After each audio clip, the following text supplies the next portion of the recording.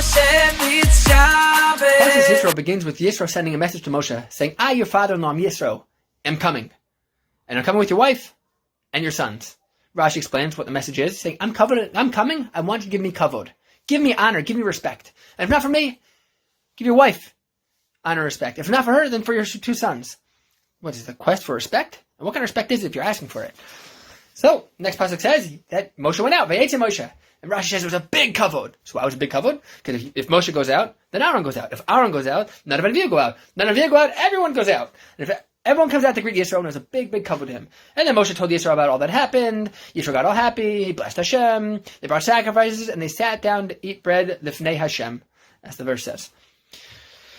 So what? This whole introduction to the Ten Commandments is telling us that we're supposed to have a quest, a seeking of kavod. That's what it's all about.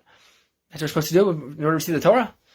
The Medrash in Yalkut Shimoni says, what does it mean they sat down to eat bread lifnei Hashem? They sat down to eat bread before Hashem, in front of him? That is, he says that when you greet your fellow, it's as though you're greeting Pnei Hashem, the face of Hashem. The pasuk at the end of the parsha, last pasuk, talks about the mizbeach and the stones in the mizbeach. There's not supposed to have stairs; it's supposed to be a ramp, because the manner of going up a step, you have to spread your legs in a certain way. That even though the Kohanim wore undergarments, Rashi said there's still a manner of a bizayon to the stones to walk up in that manner. It's a manner of revealing one's erva. And Rashi there points out Kal V'chomer that says that if you have to be careful for the honor of the stones, then all the more you have to be careful for the honor of of humans. Now, what does it mean you have to be careful for the honor of the stones? We care about this honor, the feelings of the stones. We cover the challah on Shabbos in order that when we make kiddush, in order that the challah doesn't get embarrassed. Have you ever seen a challah in a psychologist?